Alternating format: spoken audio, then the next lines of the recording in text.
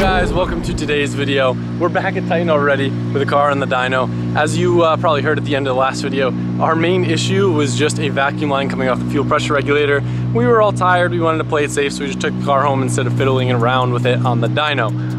Couple quick notes. I saw some comments on the last video. I realized I never properly explained to you guys why I've been wearing all white. We were on a trip. It was like me, Marco, and Mike, and we were just joking around how we always all wear black. And they're like, imagine wearing all white. And I just genuinely wanted to see if I could wear all white at the shop and not get filthy. Well, today I've learned it isn't gonna last long. So it's just kind of a funny joke thing, and I want to see if you guys would notice or not. But it's really, really obnoxious in the sense that I'm so used to wearing all black. I was too uncomfortable to go inside Starbucks. I sat in the parking lot like pondering for like 15 minutes because I was like, everyone's gonna look at me weird because I look like a freaking astronaut. And then I was like, it's just like the JDM spacesuit. I've got like 3 white shirts that I can cycle through until they get all black.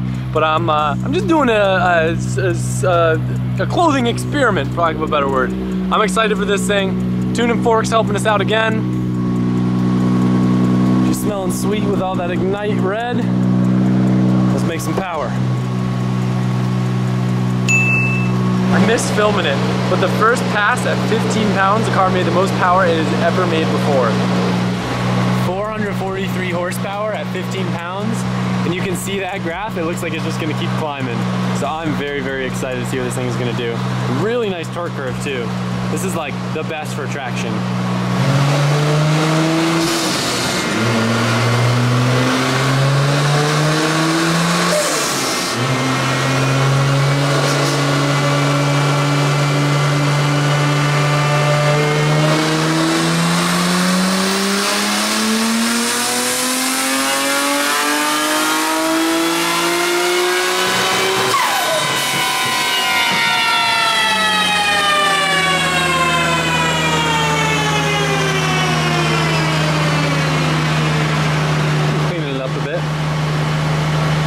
We had a small issue where the boost controller wasn't working. It just was a little like wiring thing that we just kind of rigged up to work for the rest of the dyno session. We'll fix it better when we're back at the shop. But we confirmed now the solenoid is pulsing, so we can start raising the boost.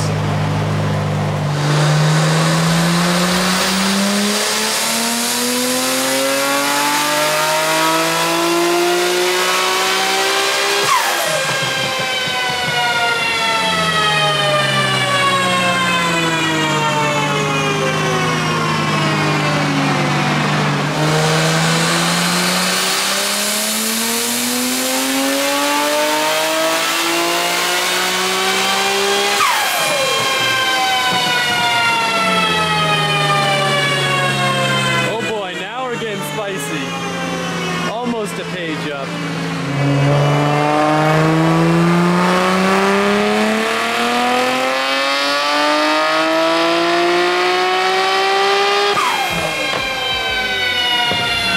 Just keeps getting better and better. Almost 600 already.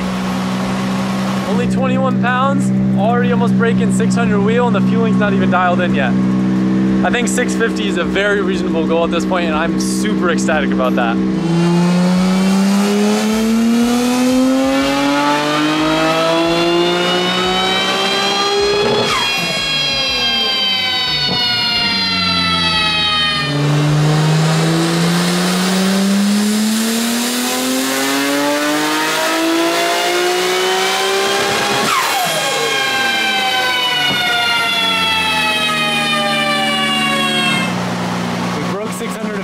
But we started to have a weird breakup issue up top, so I'm not sure if it's coil related, spark related, or what. You guys heard that little breakup. We think it might have been a coil issue, so we swapped for some different coil packs that we had as spares. See if it rules it out or if it's something else.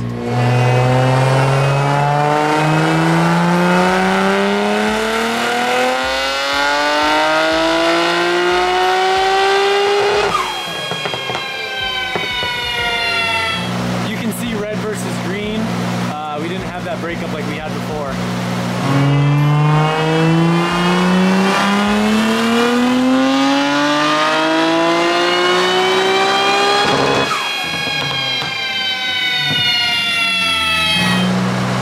Almost hit my modest goal already of 650 wheel, and I bet there's still more to go. Intercooler's putting in work. IATs are still really good. Only thing I forgot is we don't have an external map sensor, so we're not gonna be able to take the car over like 30 pounds. Right now that was at 26. So come like 28, 29, I think approaching the 680 wheel mark is very realistic. And keeping it under 30 pounds is like, well, something we've never done in any of my cars before, because I'm always like 34 pounds or bust. But yeah, that's exciting.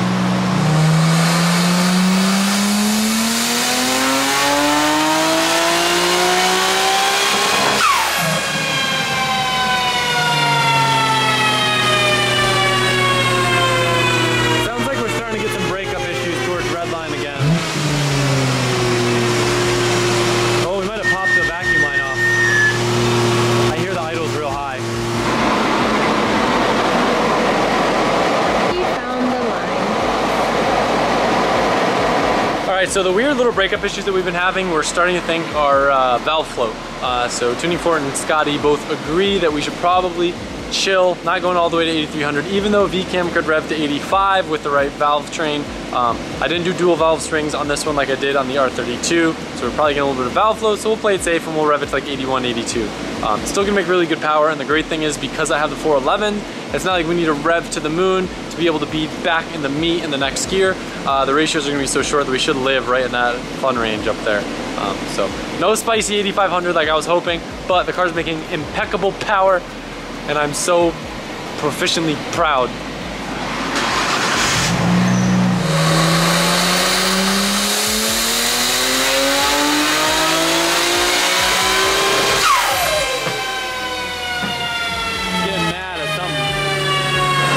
As we add more boost, we're starting to hit more weird breakup issues. We've narrowed it down to likely an engine ground related issue. We could add more grounds, but it's kind of difficult to do and it's starting to get late. So we're just gonna turn the boost back down for now. Hopefully have a nice clean 650 wheel, enjoy that for a while, and then come back with more engine grounds, which might actually let us level a little bit higher too. We might not actually be having valve float, it just could be something related to that. And an external map, that way we can run more than 30 pounds. We're pretty much wrapping it up for the day. I want to go back to our house and change a couple things, but I'm having Freddie do a quick pass with no Vcam, just so you guys can see the difference if we didn't have it enabled. Let's see. We're not gonna go all the way to the red line too, by the way, because of the breakup issues.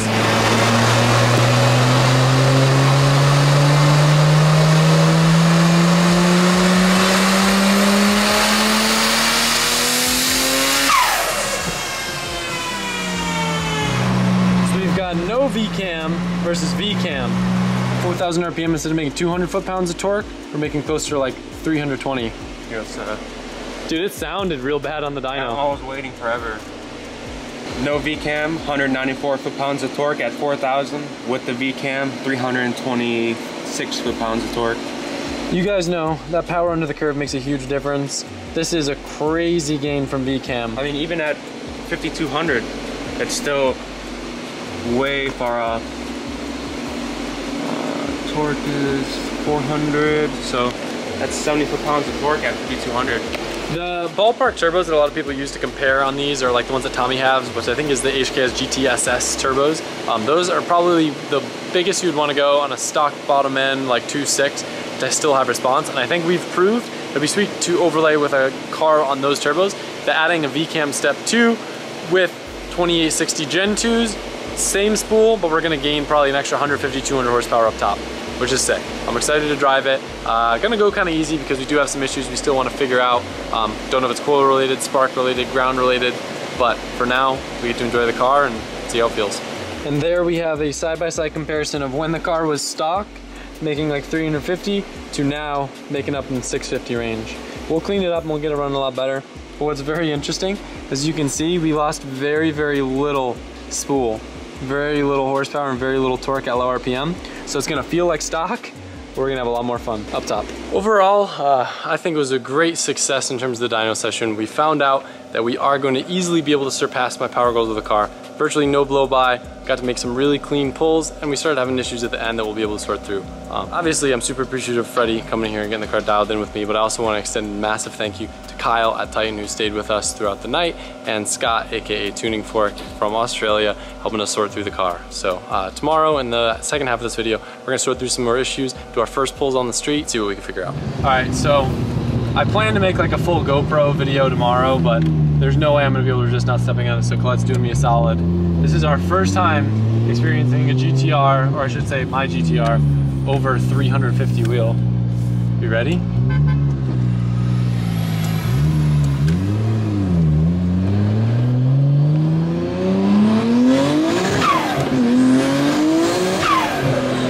Definitely a different animal. That first gear is a little useless though. It's spicy. It's a spicy unit. Ready for third? Yeah. Oh my god. It's sick how linear the power is. Yeah, wow. That's fun. All the noises and everything. It feels real good. It's just such a different power band. I'm used to all my baby turbo cars that make like power and fall off. Where this thing is like, I went to 60 here. Man, this is a spicy car. What do you think? Do you like the GTR power band? I do. It's so linear. Yeah. It just like goes and keeps going. I'm like, eventually you'll be able to rev it out higher. I'm pretty sure, by the way, guys, I know I told you we had like valve foot issues. We're pretty sure it's something else because no matter where we move the rev limit, it follows. It could be something to do with the soft cut, or it could be a grounding issue, but I don't think that it is actually a valve foot issue, so we should be able to rev this thing to 8,500, and it's clear by the graph that it is still making power that high. What is it revving to now? I'm like letting off. I'm like short shifting the shit out of it. I'm short shifting like 75. Wow. Yeah, this is good. I gotta learn how to shift this thing like a man. Shifting it not like a man. Oh, we got a red light. We gotta wait. All right, ready to get on it?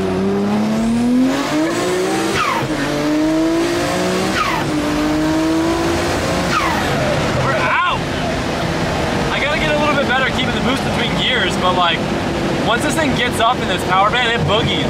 Man, GTRs have such cool power bands. It's so fun. Oh my gosh, watch out. Yeah. You gotta go easy on me off the line, okay? Alright, I won't brake boost. Hey, are we going to Taco Bell? Yeah, there's one by Blaze. Okay, is there a drive-thru or you just go in? You gotta go in. Okay, that's what we're doing, guys, in case you're wondering. I don't know how to launch it. Yo, dude, it's fast. The power band's so fun because it's like my first spicy car at the higher RPM. It just keeps climbing. It's kind of tough to shift though and keep it in boost, so. Really? Yeah. Are you ready? Yeah.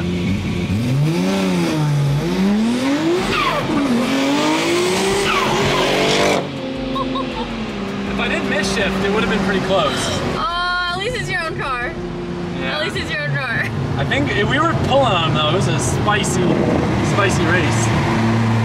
There's Taco Bell. I love that you love this car because this is like the cooler version of a rotary.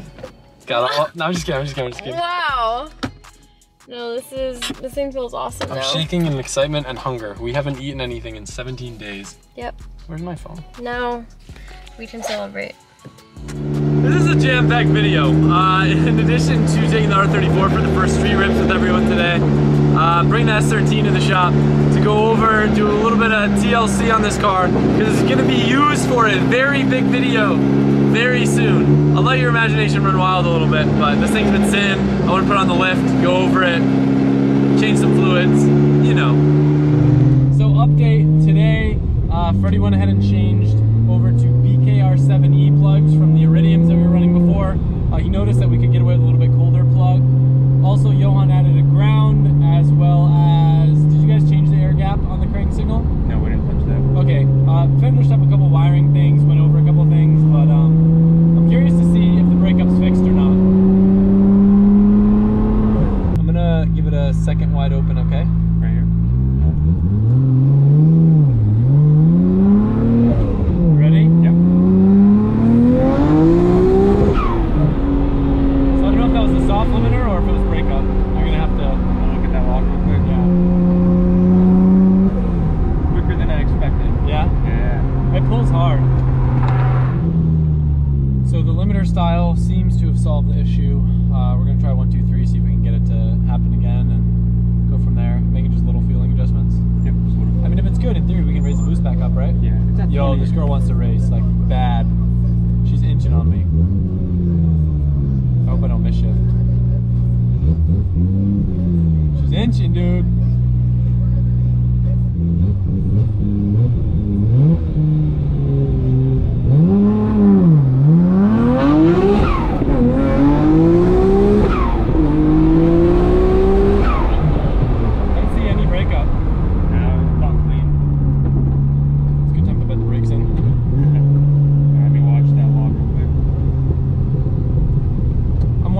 blow-off valve will help it from stalling the compressor out since they don't have anti-surge housings. I almost want to put a blow-off valve on, just like rule it out. Try it, yeah. I think I'm gonna order one. Don't hate me.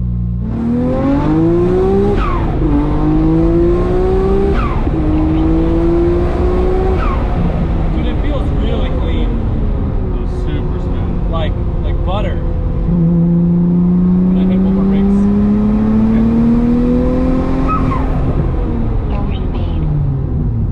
Like my eyeballs are falling out. We maxed out the map sensor that pass. Did we? That's good. It felt good. That means we're doing good. I don't want to shift it like a manual car because it's all-wheel drive. But then again, this kind of drives like a rear-wheel drive car if you think about it. Yeah. I mean, you're shifting fairly quick, but it does seem like they are stalling. That's a big fireball. The one rule is you can't make fun of me when I miss shift. Alright, no, I'll be alright. I'm learning. I didn't How do to it. drive stick? I only miss shifted once today. You should ask Michael, he might know himself.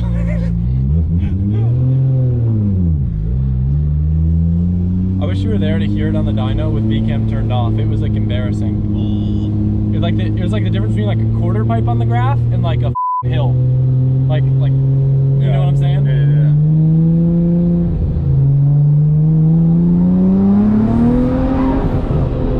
Pretty responsive. Yeah. Sounds good. Yeah, I had this dude weld me up a sick exhaust. Damn. Funny thing is that's the thing that took the least time. Yeah.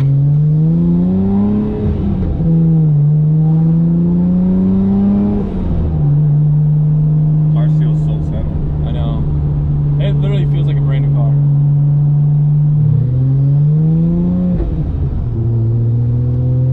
You ready?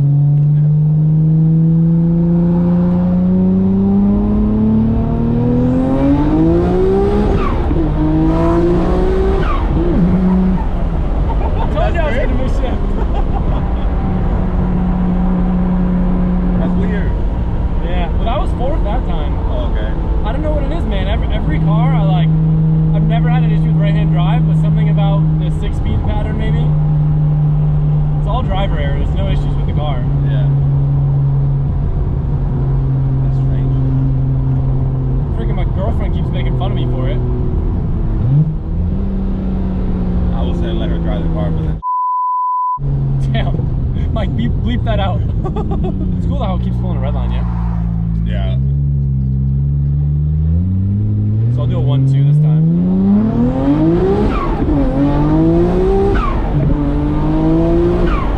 Just the transient, I want to see if a blow-off valve helps it roll back into boost, you know what I mean? Yeah, instead of cutting out.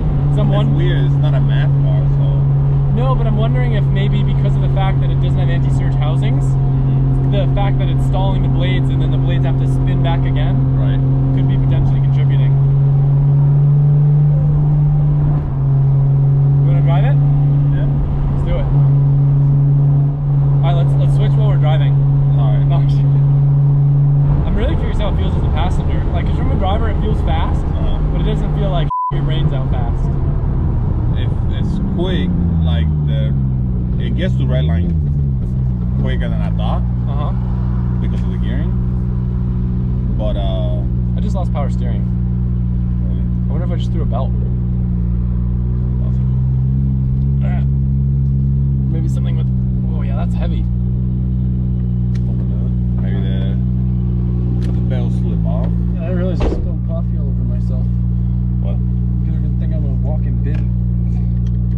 So poor Johan has to drive it with no AC, no power steering. Honestly though, it was hard to tell the difference because the steering's so heavy anyway. Yeah, Showman was pulling it out. He told me it's oh, it's tight. I'm like, Oh, so he broke my. yeah, maybe. I like when someone whines about driving with no power steering on forums, and then someone's like, I drove with no power steering for 7 years and I had no issue. That's you. Like, I could do it. It's not super low, but I would give it a little bit up. Yeah. Sorry you have a tainted first experience.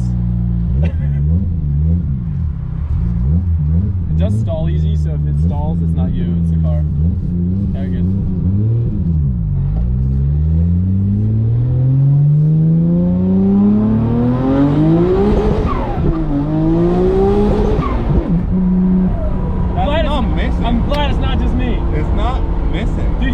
shutting off.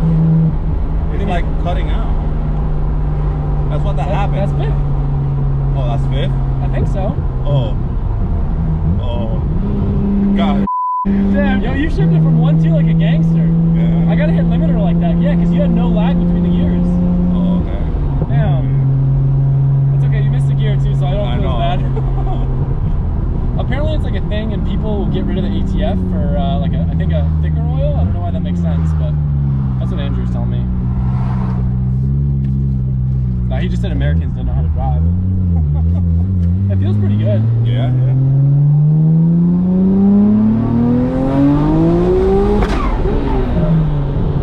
Yeah, it's weird. It's spicy as passenger. Yeah. I think I got on it harder than you though. It feels. Yeah. Even though I'm driving it. No, I let it cool down for you. So you don't have the power steering and the AC belt weighing everything down. Oh, that's why. Just make it easier. Straight line. I will say, like, it feels very similar to how fast Tommy's R32 feels. It just pulls harder up top. Like his feels the same responsive down low, and it feels like it makes the same torque. But his kind of starts falling off, where this one just keeps going. Okay. We're gonna get back. Freddie's gonna be like, yo, what'd you do? Feels like a new car though, doesn't it? Yeah, dude. It drives really good. Apart from that power steering, I don't know. Yeah.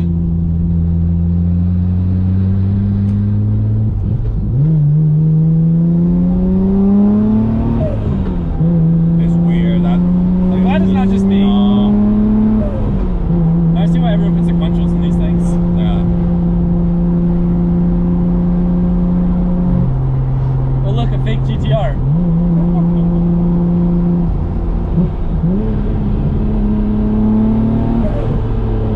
Dude, you had to do it like that? What do you think? No, it's good. Yeah. I like it. Yeah. I think it's like the best possible scenario for a 2.6 bottom end with 2860s. No, it feels really good. I mean, it's just the shifting kind of throws you off. So yeah, if you're able to get that 2.3 to like go in. I don't think I missed the 3 at all with you. I just missed 4. Yeah, I think so. And then that other one, I thought it was third and it just like shut off, but it was just It was fifth. the fifth.